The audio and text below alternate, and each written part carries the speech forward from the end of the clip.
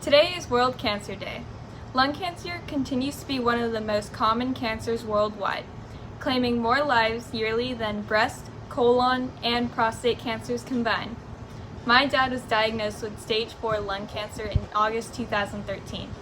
At the time, he struggled to cope and he was scared and fearful.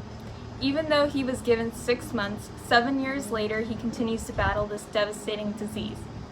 Over time, my dad has found his way forward through meditation.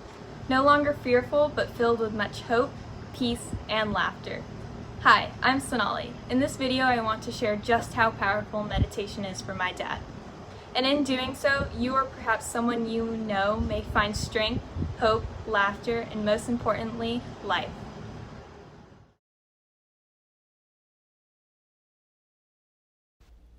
Most of us think compulsively all the time. That is to say, we talk to ourselves and are identified with our thoughts and emotions.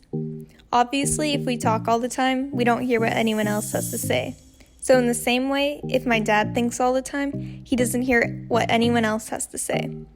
If he thinks all the time, if he talks to himself all the time, he doesn't have anything to think about except thoughts. And what are thoughts anyways? He's realized now, thoughts are just based on heaps of information and prejudices he has gathered since he was born. And therefore, he is living entirely in the world of thoughts and emotions. And he is never in relationship with reality. So this could be the first basic reason for meditation. But for him, there is another deeper sense, which he has come to perceive with practice.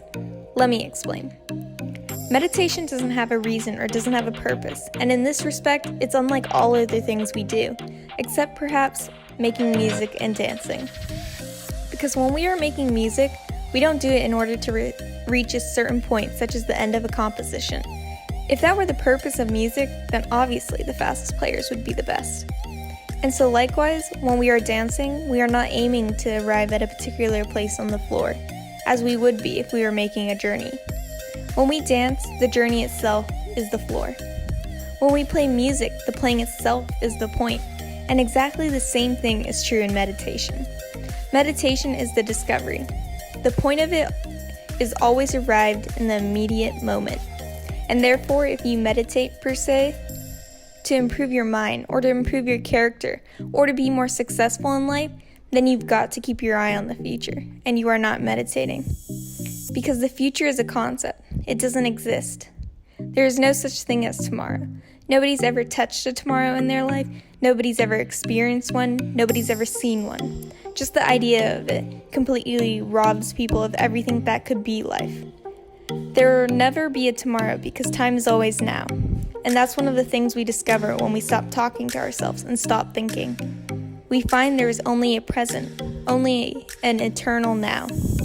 It's funny then, isn't it, that one could say my dad meditates for no reason at all, except for the enjoyment of it. For him, it's not a ritual, or a belief, or religion, or dogma, or something you do as a grim duty. Meditation done correctly has nothing to do with that at all. It's a kind of digging the present. It's a kind of grooving with the eternal now. It brings him into a state of peace where he understands that the point of life is the place of where it's at. Simply here and now.